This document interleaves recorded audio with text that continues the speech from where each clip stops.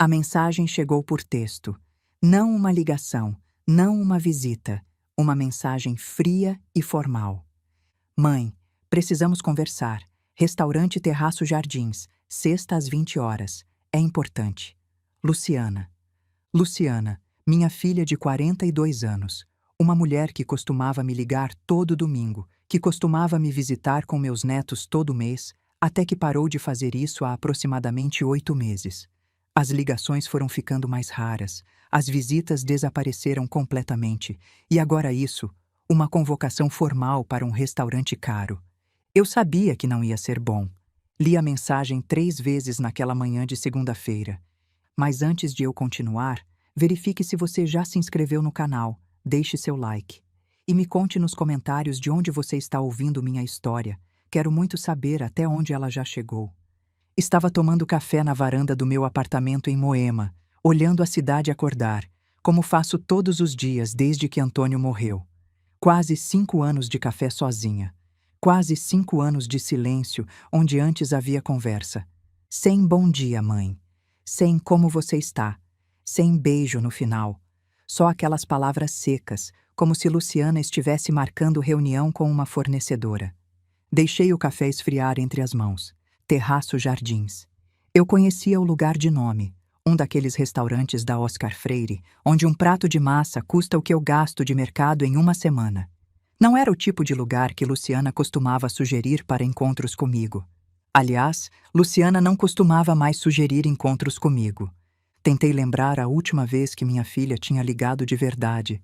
Não uma mensagem rápida de feliz aniversário ou boas festas. Uma ligação onde se pergunta como o outro está e se espera pela resposta. Fazia meses. O aniversário dela tinha sido em setembro. Eu liguei para dar os parabéns. A conversa durou 3 minutos. Eu sei porque olhei o registro depois, tentando entender por que tinha ficado com aquele gosto amargo na boca. Oi, mãe. Obrigada por ligar. Tô numa correria aqui. Depois a gente se fala, tá? Beijo. Não nos falamos. E agora uma convocação formal para um restaurante caro, junto com Eduardo, meu filho de 39 anos. O menino que eu costumava levar no parque todo sábado, que agora era gerente de banco e mal tinha tempo para uma ligação por mês. Fui até a janela. O sol de outubro entrava forte. Primavera em São Paulo, aquele calor que anuncia o verão chegando. Lá embaixo, a cidade seguia seu ritmo. Carros, pessoas, vida acontecendo. E eu ali, com 65 anos, segurando um celular com uma mensagem que parecia uma sentença. Pensei em Antônio. Se ele estivesse vivo, saberia o que dizer. Saberia como interpretar aquela mensagem, como acalmar o nó que estava se formando no meu peito.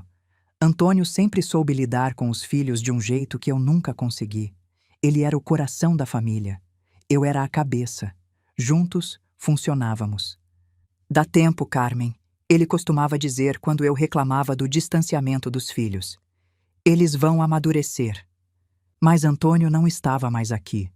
Tinha morrido há quase 5 anos, 3 meses depois de descobrir o câncer de pâncreas. E os filhos, pelo visto, não tinham amadurecido. Tinham se afastado. Peguei o telefone e disquei o número que sei de cor. Sônia atendeu no 3º toque. Carmen, tudo bem? Não sei. Preciso te contar uma coisa. Lê de novo, pediu Sônia pelo telefone. Li a mensagem em voz alta. Silêncio do outro lado. Sônia. Estou aqui, só pensando. E? Cheira a armadilha, Carmen. Soltei o ar que nem sabia que estava segurando. Também achei. Restaurante caro, mensagem formal, sem contexto. Isso não é convite para jantar. Isso é emboscada. Mas emboscada para quê? Sônia demorou para responder. Não sei, mas conheço sua filha e conheço seu filho. E sei que faz meses que eles não aparecem, não ligam, não perguntam se você está viva. Sônia. É verdade, Carmen. Você sabe que é. Quando foi a última vez que Eduardo veio te visitar? Pensei. Tentei lembrar. O rosto do meu filho apareceu na memória, mas a última visita, em janeiro do ano passado, fazia 5 anos que o Antônio tinha partido. 1 ano, Carmen. 1 ano sem ver o filho. E a Luciana? Veio no Natal, mas ficou 20 minutos. Disse que tinha compromisso. Sônia suspirou do outro lado da linha. E agora, do nada, Ela marca um jantar num restaurante chique e diz que precisam conversar. Sobre o quê? Por que não falou pelo telefone? Por que não veio aí na sua casa? Não sei. Pois é, eu também não. Mas seja lá o que for, não vai ser bom. Olhei pela janela de novo. Uma nuvem passou, bloqueando o sol por um momento. Eu preciso ir, Sônia. Eu sei que precisa. Só estou dizendo para ir preparada. Preparada como? Preparada para ouvir coisas que você não quer ouvir. E preparada para não deixar que te destruam. Fiquei em silêncio. Carmen, estou aqui. O que você está pensando? Pensei no envelope que estava na gaveta do escritório. O envelope branco, com o testamento que eu tinha preparado com o Dr. Gustavo há 6 meses. O testamento alternativo, como eu chamava. O plano B, para o caso de decepção profunda. Na época, eu esperava nunca precisar usar. Estou pensando que talvez você tenha razão, respondi. Talvez eu precise me preparar. Os dias seguintes passaram devagar. Tentei manter a rotina. Café da manhã na varanda, palavras cruzadas, caminhada no parque, almoço leve, leitura à tarde. Mas a mensagem de Luciana ficava martelando na minha cabeça, como uma música irritante que não vai embora. Na quarta-feira, fui até o escritório. A gaveta do lado esquerdo da escrivaninha, aquela que Antônio costumava usar para guardar documentos importantes. O envelope estava lá. Peguei, senti o peso do papel. Abri, reli o conteúdo. As palavras do Dr. Gustavo ecoaram na memória. Dona Carmen, a senhora tem certeza? Isso é definitivo. Eu sei, Gustavo, mas preciso ter essa opção. Espero nunca usar. Coloquei o envelope na bolsa que usaria na sexta-feira. Na quinta à noite, não consegui dormir direito. Fiquei olhando para o teto, pensando nos filhos, no marido, na vida que tinha construído e que agora parecia desmoronar em câmera lenta. Lembrei do dia em que vendemos a empresa. Março de 2019. 34 anos de trabalho, de madrugadas, de sacrifício. Santos e Moreira. Representações comerciais. O nome que Antônio e eu construímos do zero. E, finalmente, a recompensa. 20 milhões de reais depositados na conta. Antônio estava radiante naquele dia. Agora vamos aproveitar a vida, Carmen. Viajar, descansar, curtir os netos. Sorri com a lembrança, e a dor veio junto, como sempre vem. 7 meses depois da venda, Antônio descobriu o câncer. 3 meses depois do diagnóstico, ele se foi. E os filhos? Os filhos foram ao velório, claro. Choraram, me abraçaram, prometeram que estariam sempre por perto. Promessas vazias. Aos poucos, as ligações diminuíram. As visitas ficaram mais raras. Natal virou obrigação de 20 minutos. Aniversário virou mensagem de WhatsApp com emoji de bolo. E agora, uma convocação formal para um restaurante caro. Olhei para o relógio no criado mudo. 3 da manhã. Antônio, sussurrei para o escuro. O que eles vão fazer? O silêncio não respondeu. Sexta-feira, 18 de outubro de 2024. O dia se arrastou. Às 6, comecei a me arrumar. Calça de alfaiataria bege, blusa de seda verde escura. Nada ostensivo. Coloquei os brincos de pérola que Antônio me deu no nosso aniversário de 30 anos. Me olhei no espelho. 65 anos. Cabelos grisalhos, olhos castanhos que já viram muita coisa. Você aguenta isso, disse para o reflexo. Seja lá o que for, você aguenta. Peguei a bolsa. Verifiquei que o envelope estava lá dentro. Às 7h30, saí. A noite estava quente. 27 graus. Típico de outubro em São Paulo. O trânsito na Ibirapuera estava tranquilo. E cheguei a Oscar Freire em 20 minutos. Estacionei meu Onix prata na rua lateral. O carro tem 6 anos, mas funciona perfeitamente. Nunca vi motivo para trocar. Antônio me ensinou que carro é para andar, não para impressionar. O restaurante Terraço Jardins ficava no 2º andar de um prédio todo de vidro. Subi a escadaria de mármore, sentindo os olhares dos funcionários. Minha roupa era simples demais para aquele lugar. Minha bolsa era barata demais. Meu carro lá embaixo era modesto demais. E daí? Eu não tinha nada a provar para ninguém. Boa noite, senhora. Tem reserva? Estou encontrando minha filha, Luciana Pellegrini. Ah, sim. Ela já está na mesa. Por aqui, por favor. O maître me conduziu pelo salão. Toalhas brancas, taças de cristal, velas em cada mesa. O tipo de lugar onde as pessoas vão para ver e ser vistas, para gastar em uma noite o que muita gente ganha em um mês. Luciana adorava esses lugares. Eu nunca entendi o porquê. A mesa ficava junto à janela, com vista para a rua arborizada lá embaixo. E lá estavam eles, Luciana e Eduardo, meus 2 filhos, juntos, esperando por mim. Senti o estômago afundar. Luciana estava impecável, como sempre. Cabelos castanhos lisos e brilhantes, maquiagem perfeita, vestido de uma cor que provavelmente tinha nome em francês. Bolsa de grife apoiada na cadeira ao lado. Unhas feitas, postura estudada, a imagem de uma mulher bem-sucedida. Pelo menos era a imagem que ela gostava de projetar. Eduardo estava de camisa social e calça escura, mesmo sendo sexta-feira à noite. Meu filho sempre foi mais contido que a irmã, mais quieto, mais inseguro, mais fácil de influenciar. Os 2 tinham taças na mão. Vinho branco para Luciana, uísque para Eduardo. Nenhum dos 2 se levantou quando cheguei. Isso me disse tudo o que eu precisava saber. Mãe, disse Luciana, chegou cedo. Sentei na cadeira vazia, a que ficava de frente para os 2, como se eu fosse a ré num julgamento. Pontualidade é respeito, respondi. Fui educada assim. Sempre tão formal, murmurou Eduardo, girando o uísque no copo sem me olhar nos olhos. Olhei para os 2. Luciana, 42 anos, arquiteta de interiores com escritório próprio. Eduardo, 39, gerente de banco, casado com Fernanda, aquela nora que nunca escondeu que me achava inadequada, velha demais, simples demais. Esses eram os bebês que eu segurei nos braços, as crianças que eu criei, os adultos que agora me olhavam como se eu fosse uma estranha incômoda. Vocês queriam conversar, eu disse. Estou aqui. Luciana e Eduardo trocaram um olhar. Aquele tipo de olhar que as pessoas trocam quando ensaiaram uma conversa difícil e estão decidindo quem começa. O garçom apareceu, quebrando o momento. A senhora deseja algo para beber? Água, por favor, sem gás. Luciana fez um gesto impaciente, como se minha escolha fosse constrangedora. Mãe, pode pedir o que quiser, a gente paga. Eu sei que posso, e quero água. O garçom anotou e sumiu. O silêncio caiu sobre a mesa como uma toalha molhada. Pesado, desconfortável, difícil de ignorar. Ao redor, o restaurante vibrava com conversas e risadas. Casais jantando, famílias comemorando, gente vivendo suas vidas. E ali, naquela mesa junto à janela, 3 pessoas que compartilhavam sangue, mas pareciam não compartilhar mais nada. Eu esperei. Não seria eu a primeira a falar. Quem tinha convocado a reunião eram eles, que explicassem o motivo. Luciana respirou fundo, endireitou os ombros e começou. Mãe, nós precisamos ser honestos com você. Estou ouvindo. É sobre a nossa relação, a relação entre nós 3. O que tem a nossa relação?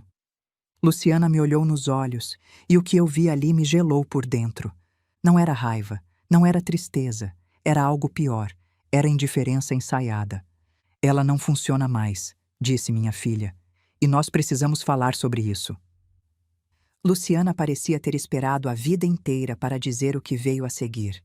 Mãe, eu vou falar e peço que você escute até o final, sem interromper. Pode fazer isso? Assenti com a cabeça. Minha filha endireitou a postura, como se estivesse prestes a fazer uma apresentação para clientes importantes. Ensaiado. Tudo aquilo era ensaiado. Eu e Eduardo conversamos muito nas últimas semanas, sobre nós, sobre nossa infância, sobre a família, e chegamos a algumas conclusões que precisamos compartilhar com você. Fez uma pausa, dramática, calculada. A verdade é que você nunca foi uma mãe de verdade para nós. As palavras me atingiram como um tapa, mas eu não me movi. 65 anos de vida me ensinaram a não demonstrar dor na frente de quem quer me machucar. Você estava sempre trabalhando, continuou Luciana, a voz firme e fria. Sempre em reunião, sempre com a cabeça na empresa. O papai era quem nos criava de verdade. Quem ia nas reuniões de escola, quem ajudava com o dever de casa, quem estava lá quando a gente precisava. O papai era presente, concordou Eduardo, finalmente encontrando coragem para falar. Você era uma sombra. Aparecia às vezes para cobrar nota, cobrar comportamento, cobrar. Mas estar ali de verdade? Nunca. Você nunca estava satisfeita com nada que a gente fazia, disse Luciana. Eu tirava 9, você perguntava por que não foi 10. Eu ganhava campeonato de natação, você perguntava se eu tinha estudado para a prova. Nada era suficiente. Eu ouvia. Cada palavra era uma agulha entrando devagar na pele. Não o bastante para gritar, mas o suficiente para sangrar por dentro. E quando a gente cresceu, Luciana continuou, ficou pior. Você perdeu minha formatura. Eu estava lá, disse, sem conseguir me conter. Chegou atrasada. A voz dela subiu. Perdeu meu discurso. Eu era oradora da turma, mãe. Oradora. E quando eu olhei para a plateia, a cadeira da minha mãe estava vazia. O trânsito. Sempre tem uma desculpa. Luciana me cortou. Sempre. Trânsito, reunião, cliente, emergência. Nunca é sua culpa. Nunca é sua escolha. Mas o resultado é sempre o mesmo. Você não estava lá. Eduardo se inclinou para a frente, como se finalmente tivesse tomado coragem. No meu casamento, mãe, você quase perdeu meu casamento. Eu estava lá, Eduardo. Chegou quando a Fernanda já estava entrando na igreja. Eu olhei para trás e a cadeira da minha mãe estava vazia. Você sabe o que eu senti? Não respondi. Vergonha, disse meu filho. Senti vergonha. Minha sogra percebeu. Ela olhou para a cadeira vazia e depois olhou para mim com pena. Pena, mãe. No dia do meu casamento. O garçom trouxe minha água. Colocou na mesa em silêncio e desapareceu. Ninguém agradeceu. Luciana retomou o controle da conversa. Ela sempre foi assim. Precisava estar no comando. O que estamos tentando dizer, mãe, é que você nunca priorizou a família. A empresa sempre veio primeiro. O dinheiro sempre veio primeiro. E nós ficamos com as sobras. O papai compensava, disse Eduardo, a voz mais baixa agora. O papai estava sempre lá, mas o papai se foi. E sem ele, Luciana completou, não faz mais sentido continuar fingindo. Senti uma mudança no ar. Uma tensão diferente. Algo estava vindo. O golpe final. Fingindo o quê? Perguntei, mantendo a voz controlada. Luciana e Eduardo trocaram mais um olhar. Aquele olhar ensaiado. Que somos uma família, disse minha filha. Que temos uma relação que funciona. Que existe amor entre nós. Silêncio. A verdade, mãe, Luciana prosseguiu, é que eu não sinto mais amor por você. Eu tentei. Durante anos eu tentei. Mas não dá mais. Ela fez uma pausa, como se quisesse que as palavras afundassem bem fundo. Eu olho para você e vejo uma estranha. Uma mulher que compartilha meu DNA, mas que eu não conheço de verdade. E que não me conhece. Eu sinto a mesma coisa, disse Eduardo, quase sussurrando. Desculpa, mãe, mas é verdade. Peguei o copo de água. Bebi um gole. Coloquei de volta na mesa. Minhas mãos não tremeram. Por fora, eu era pedra. Por dentro, estava sangrando. E o que vocês propõem? Perguntei. Uma separação, disse Luciana, sem hesitar. Limpa, honesta, sem drama. Separação. É. A gente para de fingir que somos uma família. Para com esses encontros de Natal, onde todo mundo conta os minutos para ir embora. Para de ligar por obrigação, visitar por culpa, manter essa farsa. Cada um segue sua vida, completou Eduardo. Sem ressentimento, sem cobrança. Só paz. Olhei para os dois. 42 anos de Luciana. 39 de Eduardo. Uma vida inteira criando, alimentando, educando, sacrificando para dar a eles tudo que eu não tive. E era assim que terminava. Num restaurante caro, com toalhas brancas e taças de cristal, meus filhos me descartando como se eu fosse um móvel velho que não combina mais com a decoração. E meus netos? Perguntei. A pergunta pareceu pegar Luciana de surpresa. O que têm os netos? Lucas e Beatriz. Não vou mais ver meus netos? Luciana desviou o olhar por um momento. O primeiro sinal de desconforto desde que começou o discurso ensaiado. Seria melhor assim, disse ela, para evitar confusão. Confusão. É. Eles são novos, não vão entender essa situação. E sinceramente, mãe, ela me olhou de novo e a frieza tinha voltado. Você não tem relação com eles. Eles mal te conhecem. Lucas me chamou de a senhora do apartamento uma vez, disse Eduardo, como se isso provasse alguma coisa. Ele tinha 7 anos. Não sabia que você era a avó dele. Porque vocês nunca trouxeram ele aqui, eu disse. A primeira nota de emoção escapou na minha voz, e eu me odiei por isso. Porque não fazia sentido, respondeu Luciana rápida. Você não sabe lidar com crianças. Nunca soube. Eles ficavam desconfortáveis aqui. Fechei os olhos por um segundo. Lembrei de Beatriz bebê, nos braços de Antônio. Minha neta caçula, com aqueles olhos grandes e curiosos. Essa menina tem os meus olhos, Carmen. Antônio disse naquele dia. Ela é especial. Lembrei de Lucas pequeno, correndo pelo meu apartamento, e Luciana pedindo para eu não bagunçar a rotina dele, e levando ele embora depois de meia hora. Lembrei de cada visita cortada, cada feriado encurtado, cada desculpa inventada para não me deixar ver meus netos. E agora eles tinham a audácia de dizer que eu não tinha relação com as crianças, como se a culpa fosse minha. Então é isso, eu disse abrindo os olhos. Vocês querem que eu desapareça da vida de vocês. Não é desaparecer, disse Luciana. É aceitar a realidade. E qual é a realidade, Luciana? Que não somos uma família de verdade.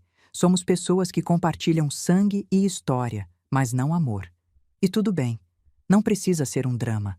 Podemos só seguir em frente, cada um no seu caminho. Separação limpa, repeti. Sem culpa, sem obrigação. Exatamente. Olhei para a janela.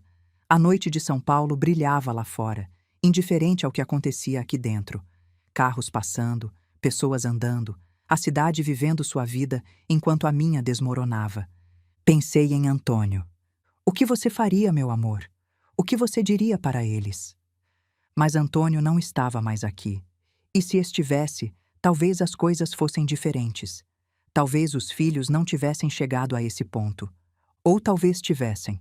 Talvez o problema nunca tivesse sido minha ausência. Talvez fosse algo dentro de Luciana e Eduardo que nem todo o amor do mundo conseguiria consertar. O garçom apareceu de novo. Gostariam de ver o cardápio? Luciana assentiu, toda a eficiência. Sim, por favor. Ele distribuiu os menus. Luciana já foi abrindo o dela, os olhos varrendo as opções sem pestanejar nos preços. Eduardo folheava o cardápio sem realmente ver, claramente desconfortável com tudo aquilo. Interessante. Eduardo não queria estar ali. Luciana o tinha convencido, arrastado, manipulado, como sempre fez desde que eram crianças. O salmão daqui é excelente, disse Luciana. Mãe, você deveria experimentar. Vou querer só uma sopa. Não estou com fome.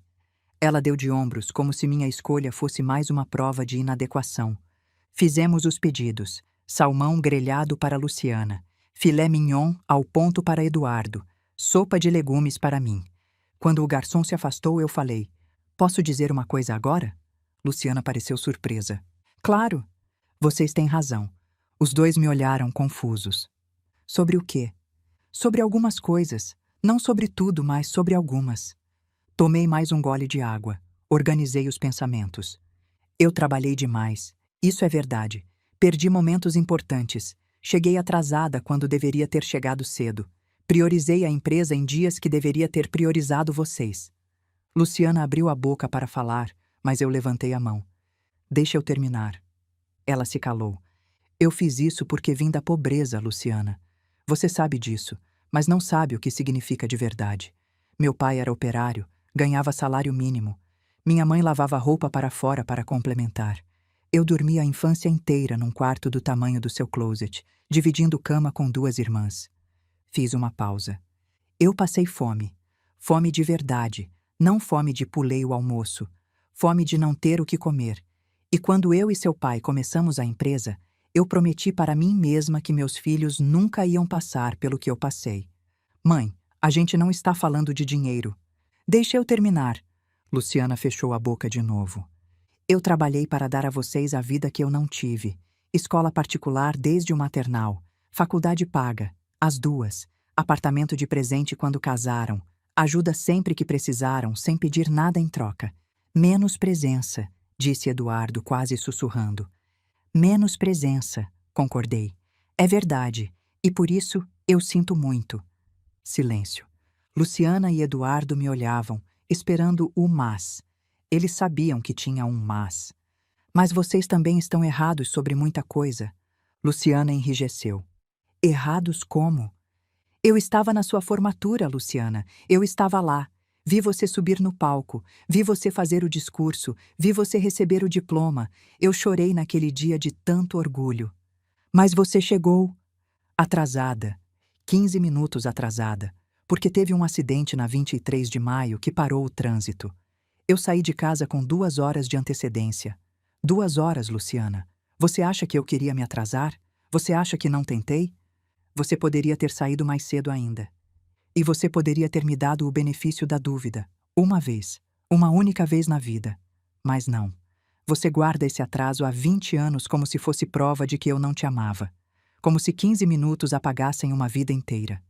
Luciana não respondeu. Me virei para Eduardo. E você? No seu casamento. Eu estava lá. Sentei na primeira fila. Vi você trocar alianças com Fernanda. Vi vocês serem declarados marido e mulher. Eu estava lá, Eduardo. Mas você quase me atrasei, porque tinha um cliente importante que ligou em cima da hora, e eu tive que escolher. Sabe o que eu escolhi? Ele não respondeu. Escolhi desligar o telefone na cara do cliente e ir para o casamento do meu filho. Perdi o negócio. O cliente fechou com a concorrência no dia seguinte. E eu nunca me arrependi, porque eu estava lá para ver você casar. Eduardo baixou os olhos. Mas você só lembra do quase. Só lembra que eu quase me atrasei. Não lembra que eu estava lá. Não lembra que eu escolhi você. Olhei para os dois. Vocês passaram a vida construindo uma história sobre mim. Uma história onde eu sou a vilã, a mãe ausente, a mulher que amava mais dinheiro que os filhos. E toda vez que acontecia alguma coisa que não encaixava nessa história, vocês ignoravam, ou distorciam, ou simplesmente esqueciam. Isso não é justo, disse Luciana. A gente não inventou nada. Não inventaram, mas selecionaram, pegaram os momentos ruins e transformaram na história inteira. Jogaram fora os momentos bons como se não contassem. Respirei fundo. Mas vocês são adultos, 42 e 39 anos. Se essa é a história que querem contar sobre mim, eu não posso impedir. O garçom trouxe a comida. Salmão reluzente de manteiga, filé mignon sangrando no ponto, minha sopa modesta soltando vapor. Ninguém tocou em nada. Então você não aceita a separação? Perguntou Luciana. Olhei para minha filha. Eu não disse isso. Então o quê?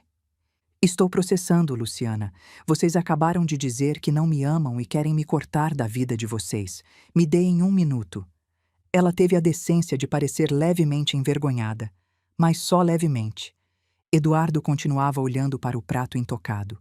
O restaurante zumbia ao nosso redor. Na mesa ao lado, uma família comemorava alguma coisa.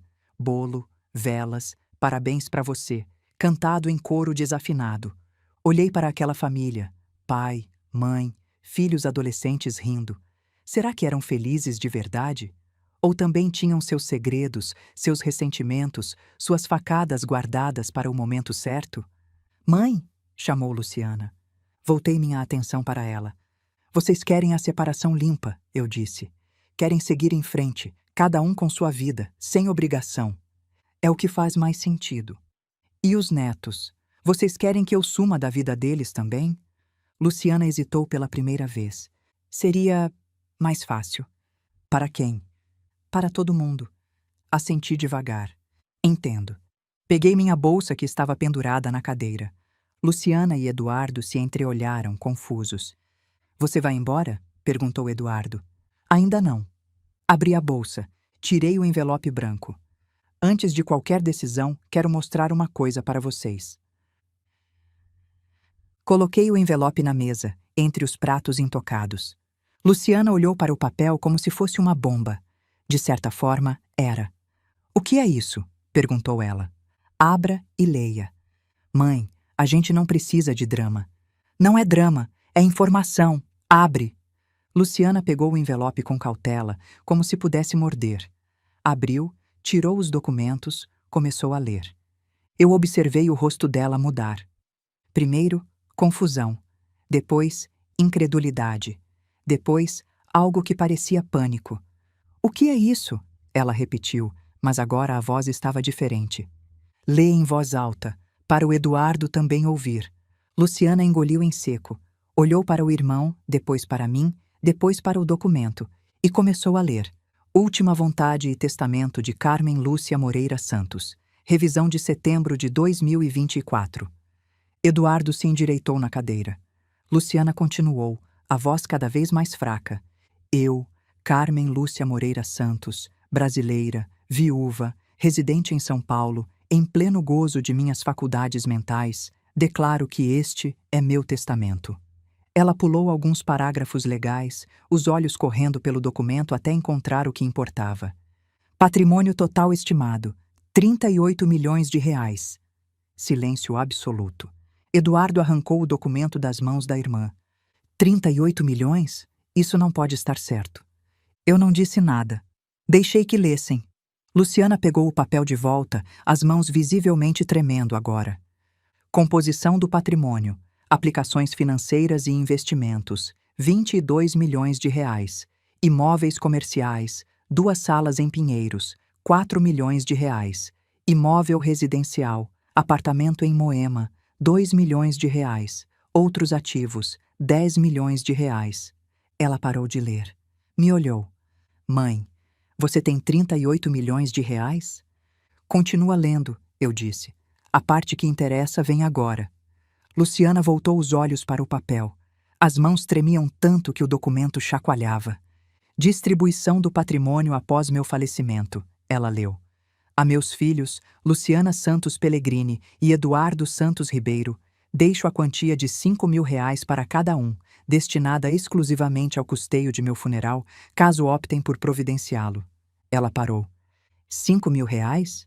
Continua. O restante de meu patrimônio será distribuído da seguinte forma: Fundação de Pesquisa do Câncer do Hospital Sírio-Libanês, 15 milhões de reais. Caritas Brasil, para assistência a famílias em situação de vulnerabilidade, 10 milhões de reais. Fundo de Bolsas de Estudo, Antônio e Carmen Santos, para jovens de baixa renda em universidades públicas e privadas, 10 milhões de reais. Reserva para despesas administrativas e contingências, 3 milhões de reais. Luciana largou o papel na mesa como se queimasse. Você está dando 38 milhões para a caridade, disse Eduardo. 38 milhões. E a gente recebe 5 mil. Cada um, eu corrigi. 5 mil cada um, para o funeral. Mas... Luciana parecia ter perdido a capacidade de formar frases completas. Mãe, isso é loucura. Você não pode. Posso, eu disse. É meu dinheiro. Trabalhei a vida inteira por ele. Posso fazer o que quiser. Mas você mora num apartamento de 80 metros quadrados, dirige um Onix velho, usa roupa de shopping popular. E daí? E daí que a gente achava, a gente pensava. Que eu não tinha mais nada, completei. Que o dinheiro tinha acabado. Que vocês estavam fazendo um favor em me aguentar todos esses anos, esperando que eu morresse logo para se livrarem do fardo.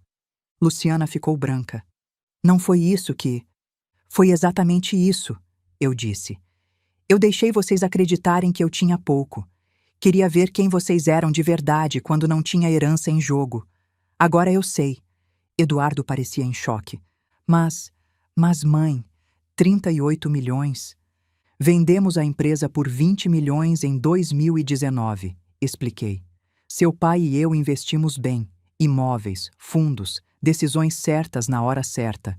Em quase 5 anos, o dinheiro quase dobrou. E você nunca contou pra gente, disse Luciana, e havia algo na voz dela agora, algo que parecia raiva. Não, porque eu queria ver quem vocês eram sem a influência do dinheiro, sem a expectativa de herança, só quem vocês eram como pessoas, como filhos. Pausa. Agora eu sei. Luciana se inclinou para a frente, os olhos brilhando. Mãe, espera. A gente pode conversar sobre isso. Estamos conversando. Não assim. A gente pode repensar o que dissemos. Não era isso que queríamos. Ah, não, eu interrompi. Vocês acabaram de me dizer que não me amam, que querem uma separação limpa, que meus netos seriam melhor sem mim. Isso foi há 5 minutos, Luciana. 5 minutos. A gente estava emocionada, guardando ressentimentos antigos, mas isso não significa que vocês queriam ser deserdados. Silêncio. É isso, não é? Eu disse. Vocês queriam cortar os laços emocionais, mas manter os laços financeiros. Queriam a liberdade de não ser família, mas o benefício de herdar como família. Luciana abriu a boca, mas nenhum som saiu. Eduardo encontrou a voz. Mãe, a gente errou. A gente falou coisas que não devia. Mas você é nossa mãe. Não pode simplesmente. Não posso o quê? Respeitar a vontade de vocês? Que vontade? A separação limpa, cada um seguindo seu caminho.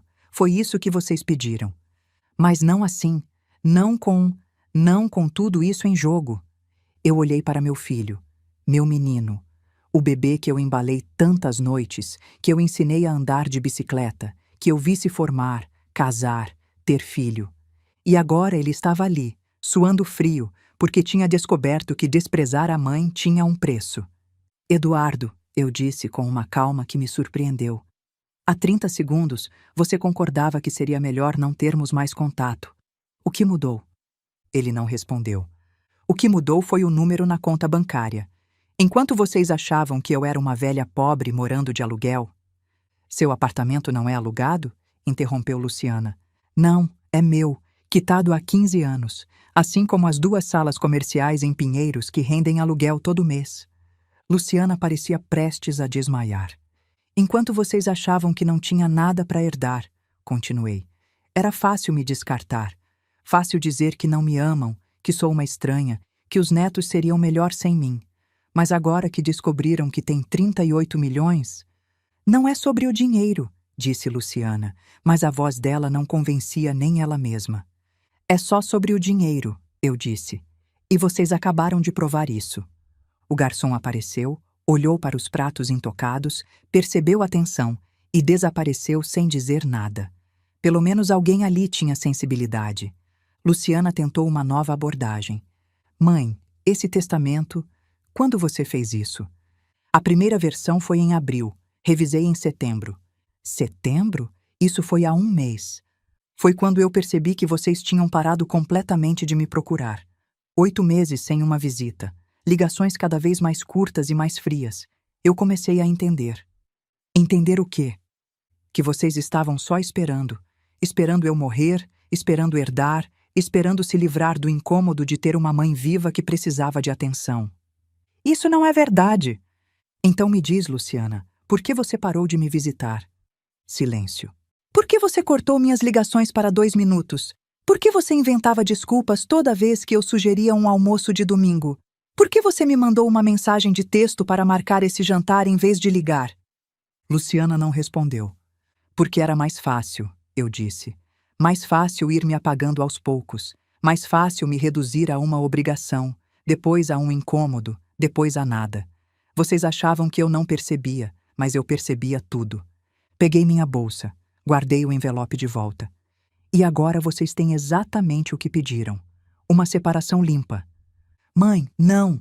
Eduardo quase gritou. Algumas pessoas nas mesas próximas olharam. A gente pode resolver isso.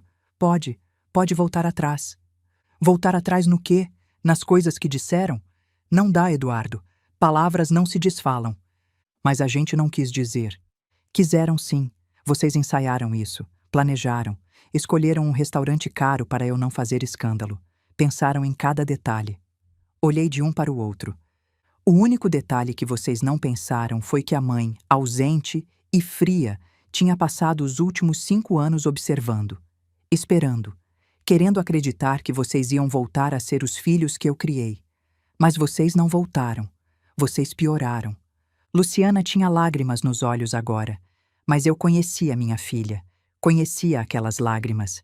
Eram lágrimas de frustração, não de arrependimento. Lágrimas de alguém que viu o plano dar errado. Mãe, por favor, ela disse. Não faz isso com a gente.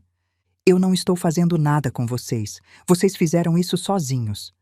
Mas é muito dinheiro. Ah, agora é sobre o dinheiro? Pensei que não fosse. Luciana se calou. Eu me levantei da mesa. Aonde você vai? Perguntou Eduardo. Para casa.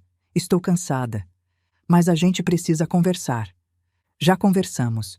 Vocês disseram o que queriam dizer. Eu mostrei o que precisava mostrar. Está tudo muito claro agora.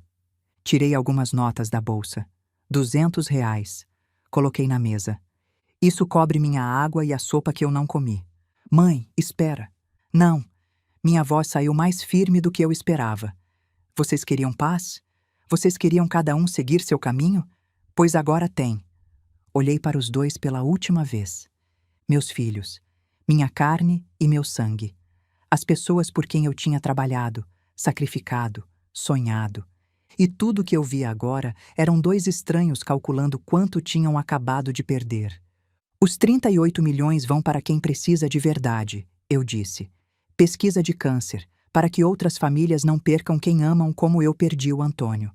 Caridade, para ajudar gente que passa fome como eu passei. Bolsas de estudo, para dar oportunidade a jovens como eu fui um dia. Dei um passo para trás. E vocês dois vão receber R$ 5.000 cada, para o funeral, se quiserem ir. Mãe, boa noite. Aproveitem o jantar. Virei as costas e andei em direção à saída. Atrás de mim, ouvi Luciana chamar meu nome. Uma vez, 2 vezes. Eu não olhei para trás. Desci a escadaria de mármore. Saí para a noite quente de São Paulo. O ar estava pesado, úmido, anunciando chuva de verão. Entrei no meu Onix, tranquei as portas, e só então, sozinha no escuro do carro, eu deixei as lágrimas virem. Antes de continuar minha história, se inscreve no canal e ativa o sininho. Isso aqui está só começando. Cheguei em casa às 10 da noite. O apartamento estava escuro, silencioso, exatamente como eu tinha deixado. Tranquei a porta, larguei a bolsa no sofá, fui até a janela. A cidade brilhava lá embaixo, indiferente ao que tinha acontecido. Pensei em ligar para a Sônia, mas era tarde. Ela se preocuparia. Ligaria para cá correndo. Amanhã. Contaria tudo amanhã. Fui para o quarto, tirei a roupa, coloquei a camisola. Deitei na cama. A cama que dividi com Antônio por 40 anos e que agora era grande demais para mim sozinha. Você viu isso? Sussurrei para o escuro. Você viu o que seus filhos fizeram? O silêncio não respondeu. Mas de alguma forma eu sentia que Antônio sabia. Onde quer que ele estivesse, ele sabia. E pela primeira vez em muito tempo, eu não estava com raiva dele por ter me deixado. Eu estava com raiva dos filhos por terem me feito sentir que a culpa era minha. Fechei os olhos e tentei dormir.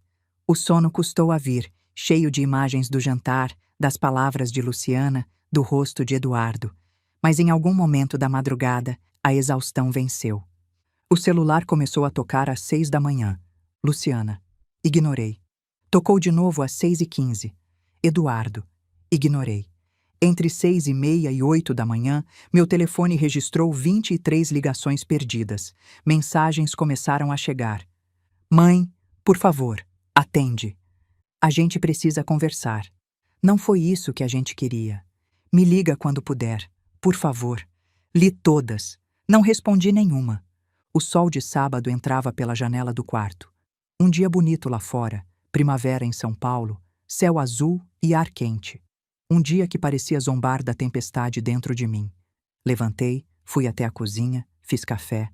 A rotina me ancorava. Era a única coisa que eu conseguia controlar. Às 9 horas, liguei para a Sônia. Carmen, o que aconteceu? Você pode vir aqui?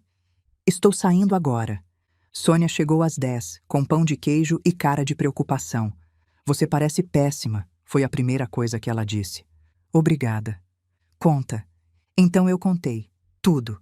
O jantar, as acusações, a proposta de separação limpa, a revelação do testamento, a cara de Luciana quando descobriu os 38 milhões, a tentativa patética de voltar atrás.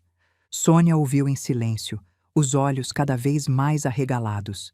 Quando terminei, ela soltou um longo suspiro. Meu Deus, Carmen. Eu sei. 38 milhões. Eu sei. E eles não faziam ideia. Ninguém fazia. Era assim que eu queria. Sônia me olhou com algo que parecia admiração. Você planejou isso.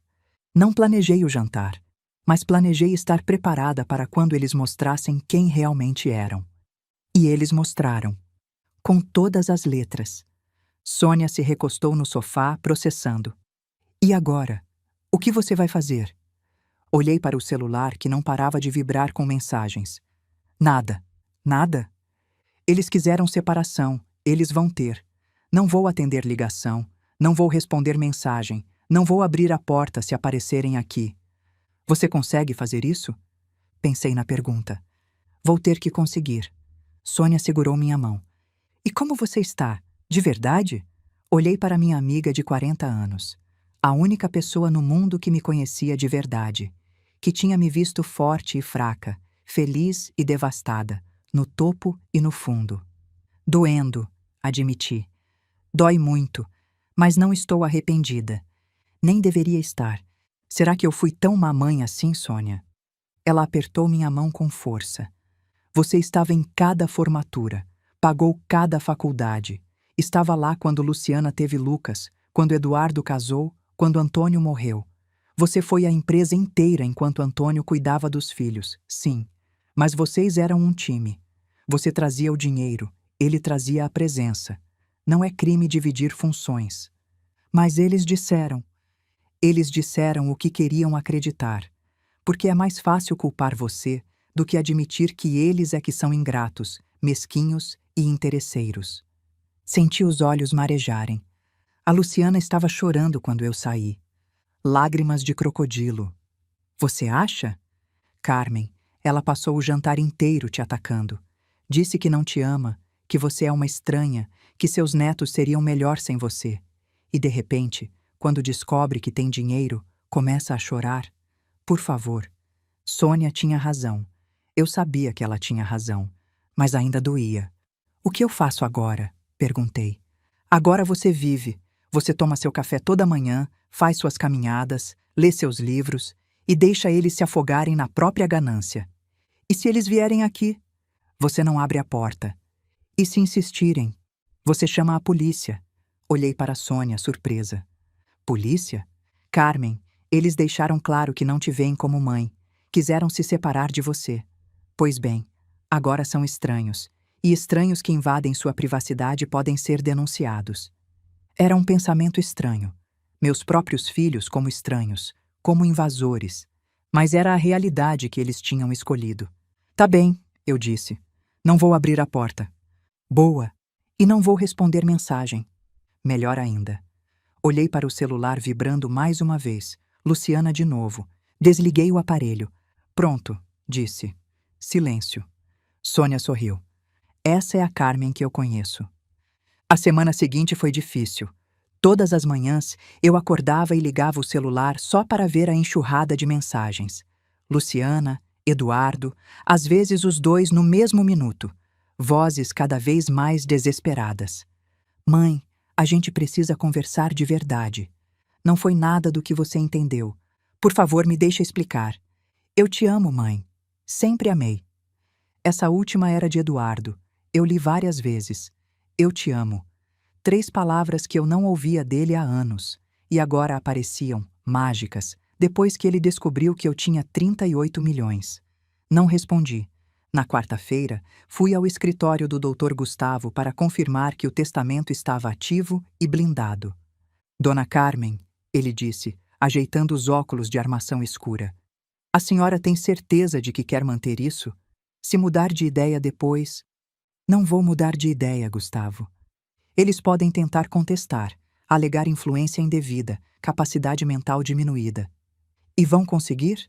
Ele negou com a cabeça. Não. O testamento foi feito seguindo todos os protocolos legais. A senhora fez avaliação psiquiátrica recente, tem histórico de decisões financeiras lúcidas e o documento foi testemunhado por profissionais independentes. Qualquer contestação seria rejeitada. E a legítima? Perguntei. Eles não têm direito à metade? A maior parte do patrimônio está em estruturas que não entram no inventário, Dona Carmen. Doações em vida, fundos fiduciários, holdings. O que sobra para a divisão é uma fração pequena. Eles receberiam pouco de qualquer jeito. A senhora só formalizou isso no testamento. Então está resolvido. Dr. Gustavo me olhou por um momento. Se me permite dizer, Dona Carmen, eu conheci o Antônio por 25 anos e conheço a senhora ao mesmo tempo. Vocês eram um casal admirável. O que seus filhos fizeram? Ele parou, escolhendo as palavras. O Antônio ficaria muito triste, mas também muito orgulhoso da senhora. Senti um aperto no peito. Obrigada, Gustavo. Saí do escritório com a certeza de que tinha tomado a decisão certa, mas a certeza não apagava a dor, só a tornava mais suportável. No fim de semana, Luciana apareceu no meu prédio. O porteiro ligou no interfone. Dona Carmen, sua filha está aqui. Quer que eu deixe subir? Olhei pela janela. Lá embaixo, o carro de Luciana, aquele SUV preto financiado, estava estacionado na calçada. Não, diz que não estou. Como assim, Dona Carmen? Diz que não estou, seu Jorge, e que não recebo visitas não anunciadas. Silêncio do outro lado. Tudo bem, dona. Fiquei na janela, observando. Alguns minutos depois, vi Luciana sair do prédio, o rosto vermelho de frustração. Ela olhou para cima, talvez procurando minha janela, e depois entrou no carro e foi embora. Meu coração estava acelerado, mas eu não abri a porta, não atendi, não cedi. Pequenas vitórias. Os dias foram passando. Outubro virou novembro. O calor aumentou, anunciando o verão que chegava. São Paulo entrava naquela época sufocante, de 32 graus e umidade que gruda na pele. As mensagens foram ficando mais raras. Uma por dia, depois uma a cada 2 dias, depois uma por semana. Os filhos estavam perdendo a esperança, ou planejando uma nova estratégia. Eu mantinha minha rotina. Café, caminhada, leitura, almoço com Sônia 2 vezes por semana. A vida seguia, apesar de tudo. Mas havia momentos difíceis. Uma tarde, achei uma foto antiga numa gaveta. Luciana e Eduardo pequenos, no colo de Antônio, todos sorrindo para a câmera. Natal de 1990, talvez. Eu lembrava daquele dia. Tinha preparado peru, rabanada, tudo que as crianças gostavam. Olhei para a foto por um longo tempo. Onde foi que erramos? Pensei. Em que momento esses bebês se transformaram em pessoas capazes de fazer o que fizeram? Não tinha resposta. Talvez nunca tivesse. Guardei a foto de volta na gaveta. Terça-feira, 5 de novembro de 2024. O interfone tocou às 2 da tarde. Seu Jorge, o porteiro, com voz hesitante. Dona Carmen, tem um senhor aqui. Diz que é seu genro, Marcos Pellegrini? Marcos, o marido de Luciana, o homem que eu mal via nas reuniões de família, sempre no canto, sempre com aquele ar de quem se acha superior. Pensei em recusar, mas algo me dizia que valia a pena ouvir o que ele tinha a dizer, conhecer a estratégia do inimigo. Deixa subir, seu Jorge. 3 minutos depois, a campainha tocou. Abri a porta. Marcos estava ali, de camisa social azul clara e calça de sarja, como se tivesse acabado de sair de uma reunião de negócios. Os cabelos grisalhos nas têmporas, o relógio caro no pulso, presente de algum cliente antigo, provavelmente, porque eu sabia que ele não tinha dinheiro para comprar um desses. Dona Carmen, ele disse com um sorriso que não chegava aos olhos.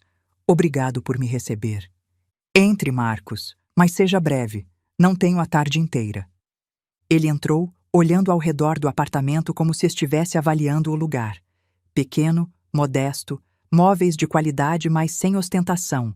Nada que indicasse 38 milhões de reais. Posso sentar? Perguntou. Pode. Ele sentou no sofá. Eu fiquei de pé, encostada na janela. Não ofereci café, não ofereci água. Ele não era bem-vindo, e eu queria que ele soubesse. Dona Carmen, começou Marcos, cruzando as pernas com estudada casualidade. Eu vim aqui porque acho que houve um mal-entendido. Mal-entendido. No jantar. Luciana me contou tudo o que aconteceu e, bem, eu acho que as coisas saíram do controle. Saíram do controle. Ele pareceu incomodado com minha repetição seca. Luciana estava emocionada. Ela guardava coisas há anos, sabe como é. E quando finalmente colocou para fora, saiu de um jeito inadequado. Inadequado é uma palavra interessante para o que aconteceu.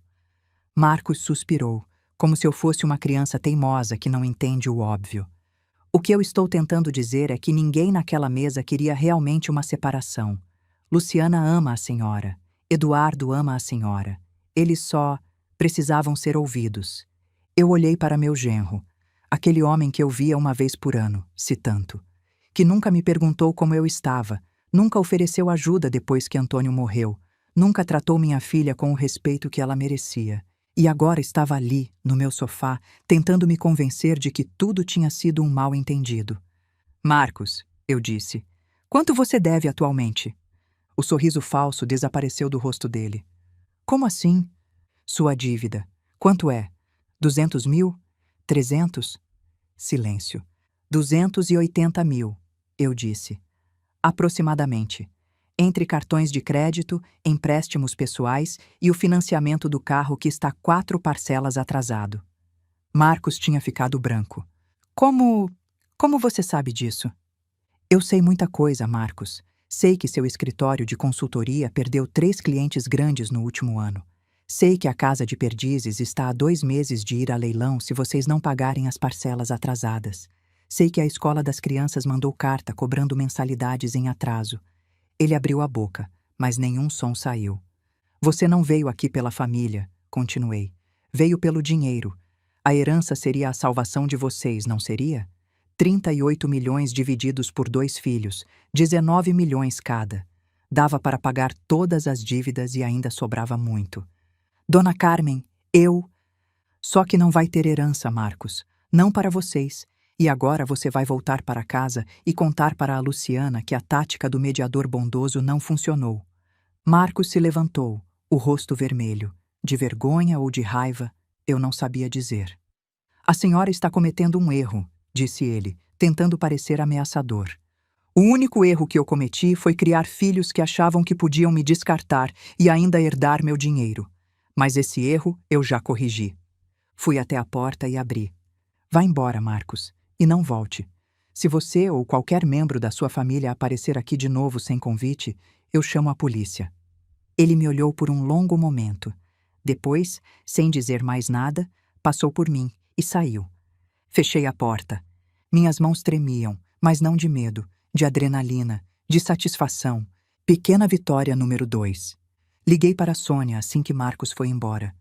Você não vai acreditar no que acabou de acontecer. Contei tudo. Sônia riu, aquela risada alta e sem vergonha que eu conhecia há 40 anos. Carmen, você é uma fera. Como você sabia das dívidas dele? Eu tenho meus contatos, Sônia. Quando você vive 65 anos e constrói uma empresa, você conhece gente. E quando você tem dinheiro de verdade, as pessoas te contam coisas. E ele não desconfiou? Antes do jantar, quero dizer. Ninguém desconfiou. Eu e Antônio sempre vivemos de forma modesta. Nunca ostentamos nada. Para o mundo, éramos só um casal de aposentados vivendo de pensão. Gênios! Vocês dois eram gênios! Sorri, apesar de tudo. Antônio dizia que dinheiro é ferramenta, não troféu. Eu concordava. E agora? Acha que eles vão desistir? Pensei por um momento. Não, Marcos foi só a primeira tentativa. Vão tentar outras coisas. Como o quê? Não sei ainda, mas eu vou estar preparada. 2 semanas se passaram depois da visita de Marcos. 2 semanas de silêncio relativo. As mensagens de Luciana e Eduardo continuavam chegando, mas menos frequentes agora. Eles estavam se reagrupando, planejando o próximo movimento. E eu mantinha minha rotina: café, caminhada, leitura. Mas havia algo que me incomodava. Uma dúvida que não queria ir embora. Numa tarde de sábado, sozinha no apartamento, peguei o celular nas mãos. Olhei para o número de Luciana na agenda e pensei em ligar. Pensei em dizer: filha, será que a gente não pode conversar de verdade? Sem acusações, sem testamento, sem dinheiro? Só nós duas? Meu dedo pairou sobre o botão de chamada. E se eu estivesse errada? Pensei. E se todo mundo tivesse razão? Luciana, Eduardo, talvez até Antônio lá no começo, e eu realmente tivesse sido uma mãe ausente? Uma mulher que escolheu a empresa em vez dos filhos? A dúvida me corroía. 65 anos de vida, e eu ainda não sabia se tinha feito as escolhas certas. O dedo continuou suspenso sobre o botão. Liga, disse uma voz dentro de mim. Liga e conversa. Talvez ainda dê tempo. Respirei fundo. Fechei os olhos. E então, O celular vibrou. Uma mensagem de WhatsApp. Luciana para Marcos, enviada por engano para o grupo da família que ainda existia no meu telefone. Marcos, minha mãe não atende. Você precisa tentar de novo. Diz para ela que a gente mudou, que a gente ama ela. Fala qualquer coisa. Se a gente não reverter esse testamento, a casa vai a leilão mês que vem. Não podemos perder essa herança. Li a mensagem 3 vezes. Herança.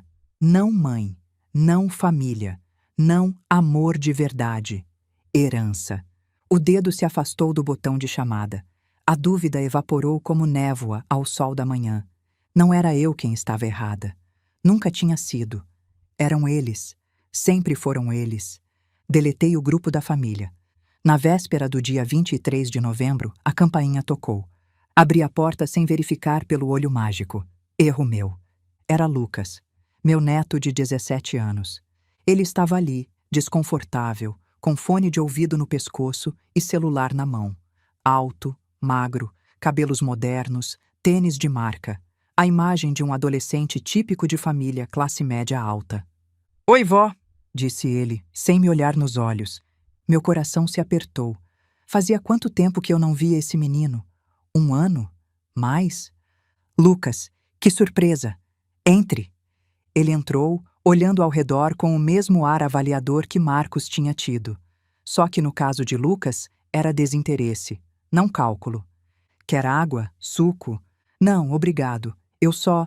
A mãe pediu para eu vir." "Ah, então era isso." A mãe pediu. "É. Ela disse que vocês brigaram e que seria legal se eu viesse te visitar." Sentei no sofá, indicando para ele fazer o mesmo.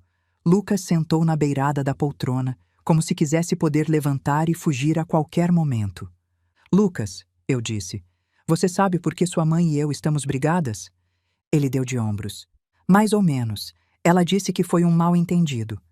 Mal-entendido. É a segunda vez que eu ouço essa palavra essa semana. Ele me olhou confuso. "O que realmente aconteceu, vó?" Pensei em como responder. Lucas era um menino, 17 anos, ainda no colégio. Não era justo jogar nele o peso do que os pais dele tinham feito. "Sua mãe e seu tio disseram algumas coisas dolorosas para mim", respondi. "Coisas que não podem ser desfeitas." "Tipo o quê?" "Isso é entre nós, adultos. Você não tem culpa de nada." Ele pareceu aliviado com essa resposta. "Tá. Então, vocês vão fazer as pazes?" "Não sei, Lucas. Talvez não. Mas você é a minha avó." Olhei para o menino, o neto que eu mal conhecia, porque a filha nunca deixou a gente criar um vínculo de verdade. "Sou. E sempre vou ser. Mas isso não significa que eu tenho obrigação de aceitar ser tratada de qualquer jeito." Lucas não respondeu. Olhou para o celular, provavelmente desejando estar em qualquer outro lugar. "Lucas, você pode ir embora se quiser. Eu sei que você não queria estar aqui." Ele levantou rápido, rápido demais. "Desculpa, vó, é que eu tenho prova amanhã e..." "Tudo bem, vai estudar." Ele foi até a porta, aliviado, mas antes de sair, parou e se virou. "Vó?" "Sim?" "Eu não sei o que aconteceu de verdade, mas... desculpa, por qualquer coisa." Senti os olhos marejarem. "Obrigada, Lucas. Boa sorte na prova." Ele assentiu e foi embora. Fechei a porta e fiquei ali por um momento, encostada na madeira. Luciana tinha mandado o próprio filho como arma emocional. Tinha usado um adolescente para tentar me manipular. E o pior, quase tinha funcionado, mas eu vi a visita pelo que ela era. Mais uma tentativa desesperada. Lucas não veio porque queria me ver. Veio porque a mãe mandou. Ele não sabia nada sobre mim. Não tinha interesse em saber. Era um estranho com o meu sangue. E a culpa não era dele. Liguei para Sônia naquela noite. Eles mandaram o menino como arma emocional. "O Lucas?" "É. Apareceu aqui, claramente sem querer estar, repetindo que foi mal entendido e perguntando se vamos fazer as pazes." "E você disse o quê?" "Que não sei, e que ele não tem culpa de nada." Sônia suspirou. "Você é boa demais, Carmen." "Não sou. Só não quero fazer com ele o que a Luciana fez comigo, transformar filho em ferramenta." "E agora? O que eles vão tentar depois?" Pensei por um momento. "Não sei, mas seja o que for, eu estou pronta." 2 semanas de silêncio. Eu quase achei que tinham desistido. Quase. E você? Acha que eu estou certa em não ceder? Comenta aí embaixo sua opinião. Dezembro chegou quente. 34 graus. O sol de verão castigando São Paulo sem piedade. Eu mantinha minha rotina. Café, caminhada logo cedo antes do calor aumentar, leitura à tarde com o ar-condicionado ligado. A vida seguia, apesar de tudo. As tentativas de contato tinham praticamente cessado. Depois de Marcos e Lucas, Luciana parecia ter entendido que a abordagem emocional não funcionaria. Eduardo tinha desistido antes. Era o mais fraco dos dois. Sempre foi. Mas eu sabia que não tinha acabado. Pessoas desesperadas fazem coisas desesperadas. E 38 milhões de reais era dinheiro suficiente para deixar qualquer um desesperado. Na quarta-feira, 4 de dezembro, recebi uma ligação de Dr. Gustavo. Dona Carmen, temos um problema. Ou melhor, eles têm um problema. O que foi? Fernanda Ribeiro, sua nora, esposa do Eduardo, entrou com um pedido de avaliação psiquiátrica compulsória. Senti o sangue gelar. Ela fez o quê? Está alegando incapacidade mental e influência indevida no testamento. Quer que a senhora seja avaliada por peritos para determinar se estava em pleno gozo das faculdades mentais quando assinou o documento. Sentei no sofá, as pernas subitamente fracas. Fernanda, a nora que mal me olhava nos encontros de família, a advogada fria e calculista que tratava Eduardo como subordinado e a mim como inconveniência. Isso pode funcionar, Gustavo? Não, mas pode ser constrangedor e demorado. O que você sugere? Houve uma pausa do outro lado da linha. Eu sugiro um confronto direto, no território dela. O que você quer dizer? Marque uma reunião no escritório de advocacia dela, com ela, comigo e quem mais ela quiser trazer. Vamos resolver isso cara a cara. Pensei por um momento. Quando? Amanhã, se possível. Quanto mais rápido cortarmos isso, melhor. Então amanhã, quinta-feira, 5 de dezembro, 11 da manhã. O escritório de advocacia ficava na Avenida Paulista, um daqueles prédios comerciais de vidro e aço que parecem todos iguais. Fernanda trabalhava lá há anos, numa firma grande de direito trabalhista. Provavelmente achava que conhecer advogados lhe dava vantagem. Ela estava errada. Dr. Gustavo me encontrou no saguão. Ele estava de terno escuro, pasta de couro na mão, ar professoral de sempre. 25 anos como nosso advogado, ele conhecia cada centavo do patrimônio, cada decisão que Antônio e eu tínhamos tomado. Pronta? Perguntou. Pronta! Subimos de elevador até o 12º andar. Uma recepcionista nos conduziu até uma sala de reuniões com vista para a cidade. Fernanda já estava lá. Ela estava de pé junto à janela, cabelos pretos presos num coque apertado, terno feminino sem graça, expressão permanentemente crítica. Ao lado dela, um homem de uns 50 anos, provavelmente um colega especialista em direito sucessório. Dona Carmen, disse Fernanda sem estender a mão. Obrigada por vir.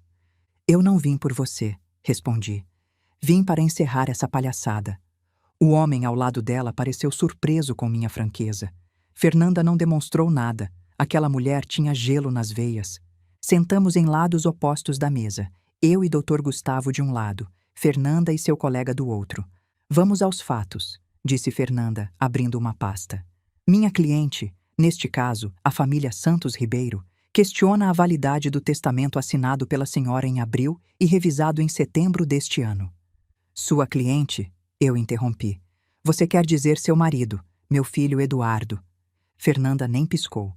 Os fundamentos da contestação são 3. Primeiro, idosa vivendo sozinha há quase 5 anos, sem acompanhamento familiar regular. Segundo, possível declínio cognitivo associado à idade avançada e ao luto prolongado. Terceiro, testamento feito sob pressão emocional, num momento de vulnerabilidade. Olhei para Dr. Gustavo. Ele assentiu levemente.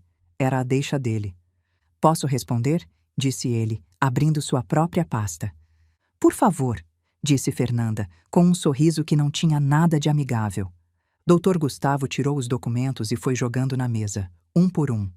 Laudo psiquiátrico de agosto. Capacidade mental plena. Próximo. Fernanda olhou para o papel. Histórico financeiro de 5 anos. Decisões consistentes, rentáveis, lúcidas, próximo. O colega dela começou a suar. Testamento registrado em cartório, 2 testemunhas independentes, todos os protocolos legais. Dr. Gustavo fechou a pasta com um estalo.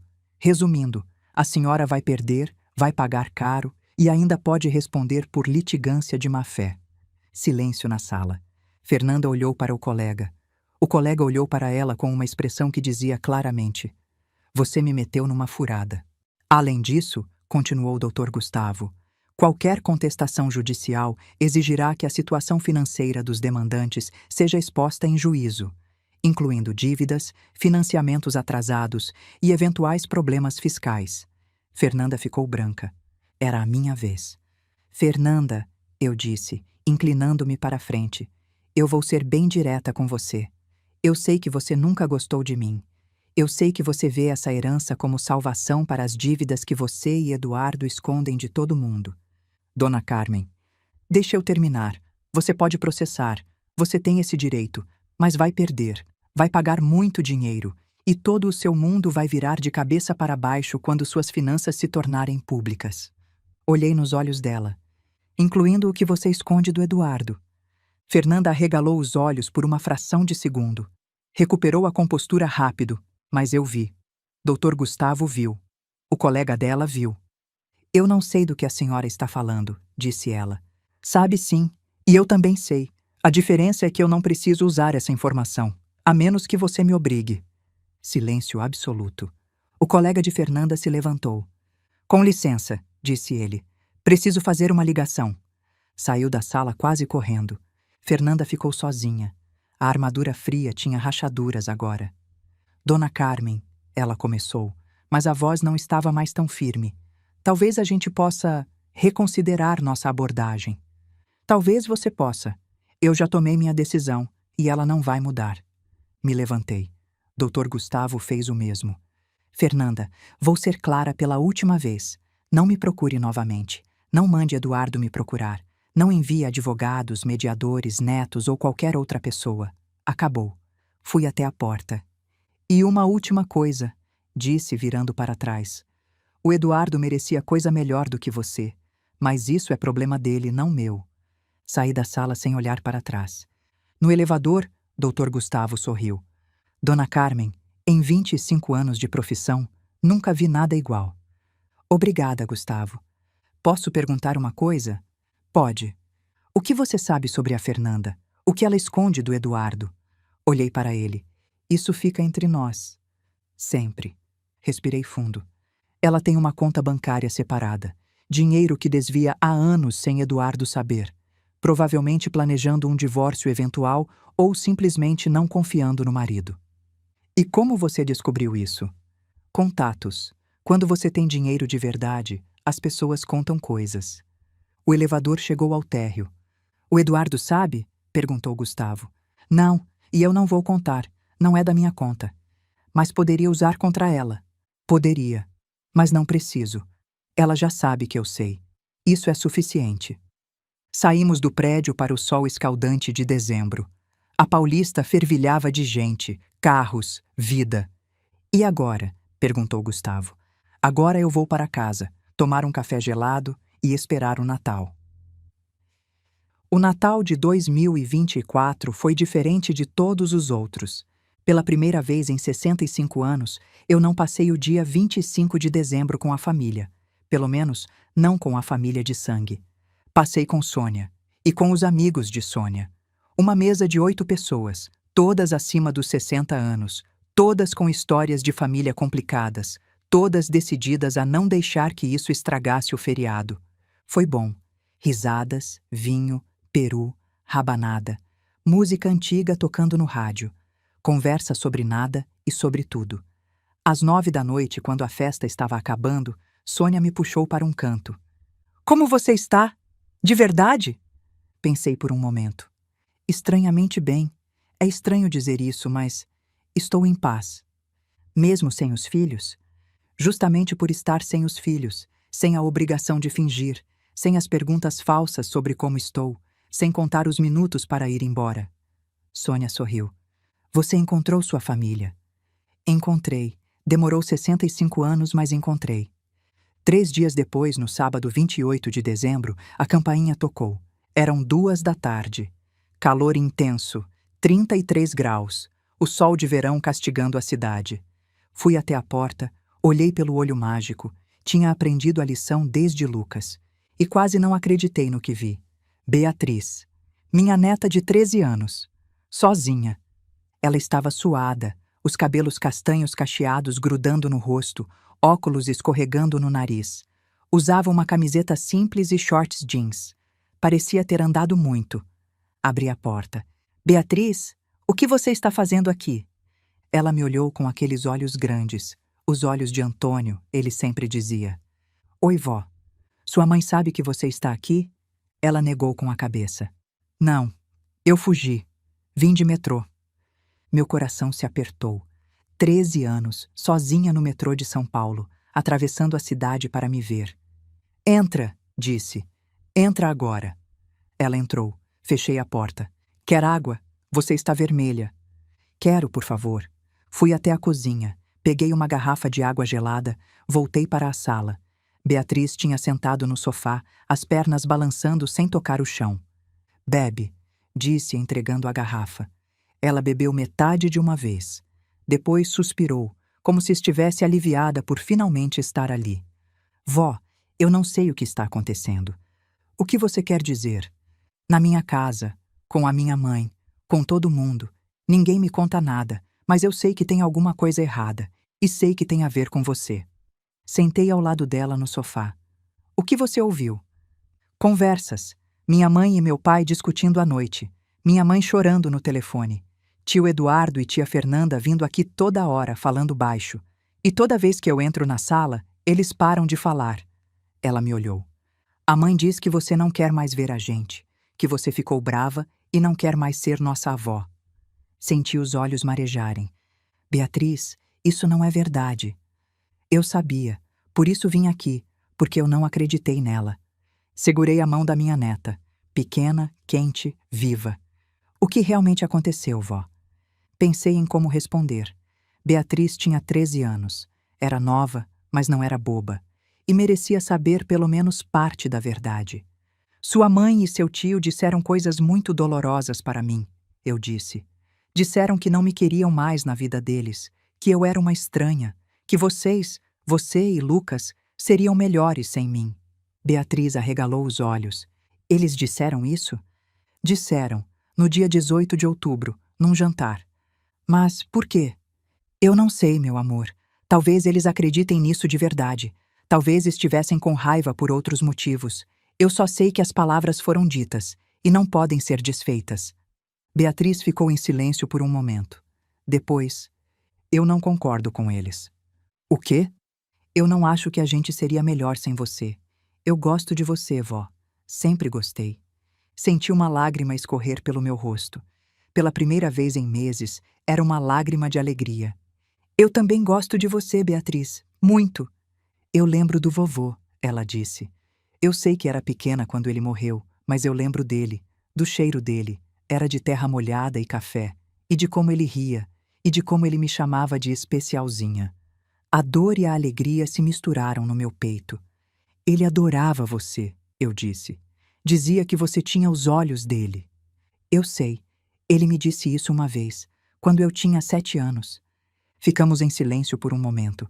Beatriz segurava minha mão com força, como se tivesse medo de me perder de novo. Vó, posso te perguntar uma coisa? Pode. Tem uma coisa sobre dinheiro, né?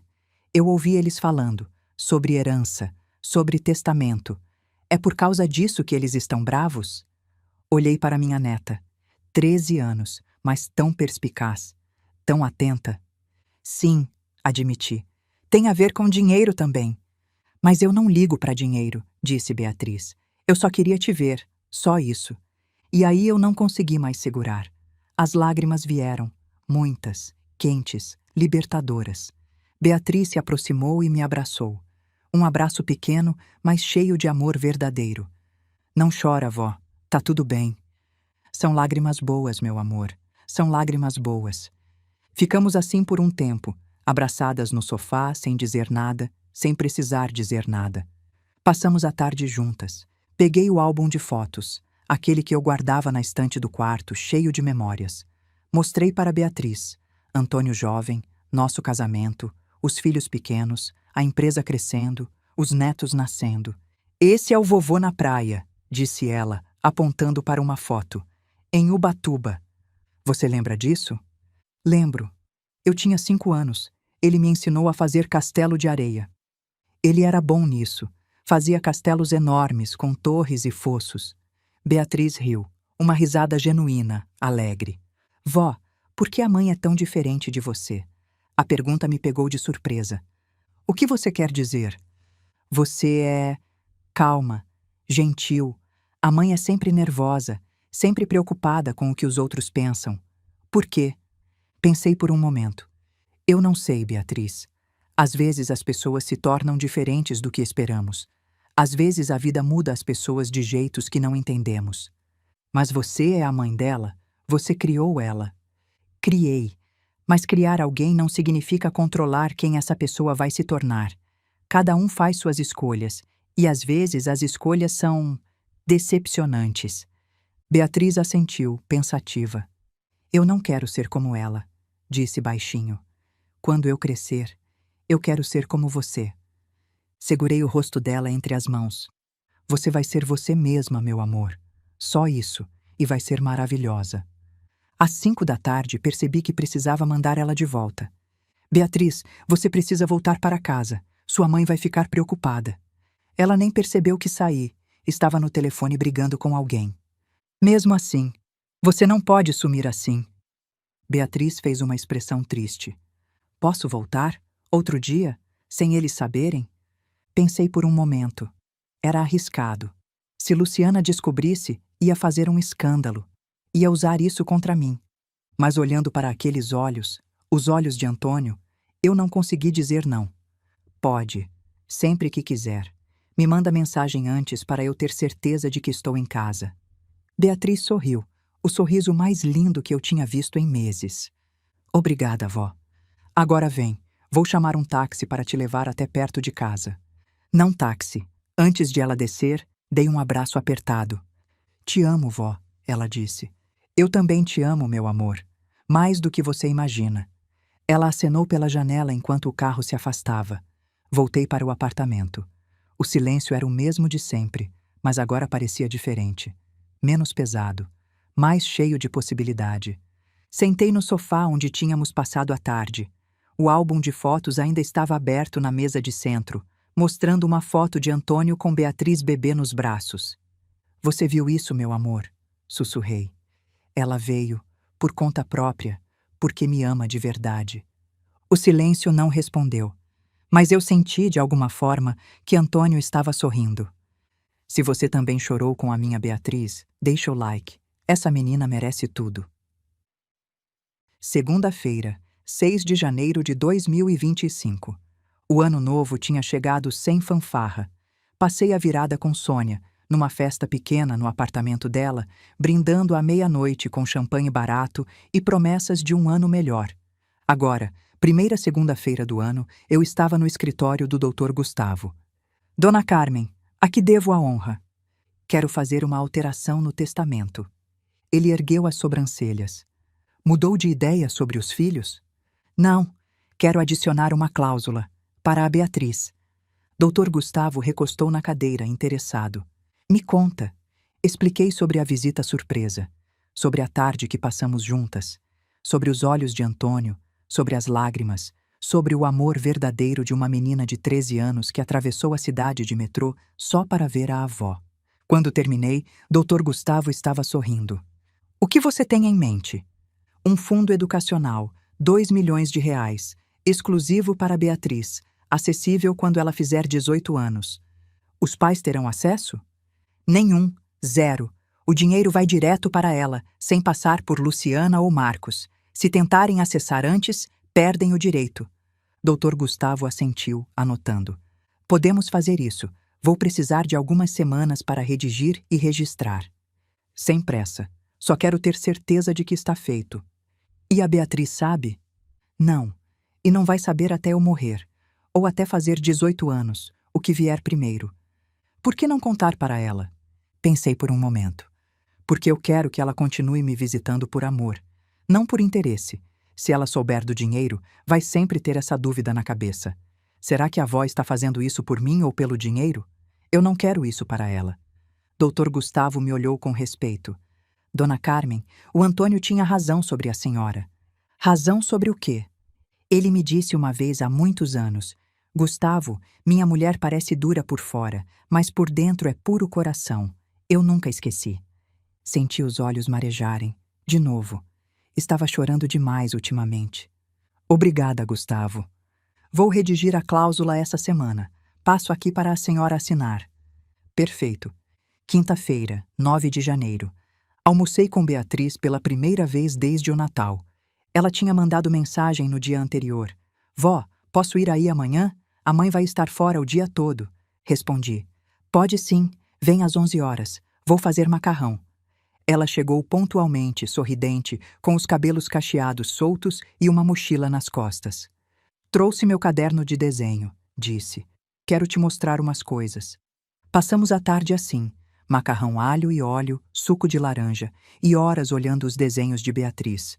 Ela tinha talento, desenhava animais com detalhes incríveis, cada pelo, cada pena no lugar certo. Eu quero ser veterinária, disse ela, quando crescer. Seu avô adorava animais. Você puxou ele. Ela sorriu. Sério? Sério. Ele sempre quis ter um cachorro, mas o apartamento não deixava. Então ele ficava horas no parque, fazendo carinho nos cachorros dos outros. Beatriz riu. Isso é muito a cara dele. Às 3 da tarde, quando ela estava prestes a ir embora, eu disse: Beatriz, posso te pedir uma coisa? O quê? Continue vindo me ver, sempre que puder, mesmo quando eu ficar velha e chata. Ela me olhou com seriedade. Vó, você nunca vai ser chata, e eu sempre vou vir, prometo. Nos abraçamos na porta. Te amo, vó. Eu também te amo, minha especialzinha. Ela sorriu com o apelido de Antônio. Depois entrou no elevador e sumiu. Fechei a porta e encostei nela por um momento. Isso, pensei. Isso é família. Isso é amor. 3 meses depois do jantar, Sônia apareceu no meu apartamento com bolo de laranja e a pergunta de sempre. Arrependida? De nada. A Luciana ainda tenta contato? Parou semana passada. Acho que finalmente entendeu. E o Eduardo? Desistiu primeiro. Sempre foi o mais fraco dos dois. Ficamos em silêncio por um momento, olhando pela janela. O sol de janeiro castigava São Paulo. 32 graus, verão pleno. Sabe o que eu fiz essa semana? Eu disse. Fui ao Sírio-Libanês, conhecer a equipe de pesquisa de câncer. Os 15 milhões que vão para lá podem salvar vidas, Sônia, de pessoas que ainda têm tempo. E a fundação de bolsas? Começa em março. Primeira turma de 10 estudantes, jovens de baixa renda. Tudo em nome do Antônio. Sônia ergueu a xícara de café. A nova fase. A nova fase. Meu celular vibrou. Mensagem de Beatriz. Vó, podemos almoçar domingo? Saudades. Respondi. Claro, meu amor. Restaurante de sempre. Outra mensagem dela. Uma foto. Ela com um gato de rua no colo. Achei ele na praça. Posso levar para casa? A mãe vai surtar, cá. Se a mãe surtar, traz para minha casa. Aqui tem espaço. Sério, vó? VC é a melhor.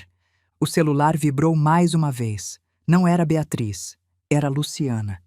Mãe, eu sei que você está vendo a Beatriz escondido. Isso não vai ficar assim.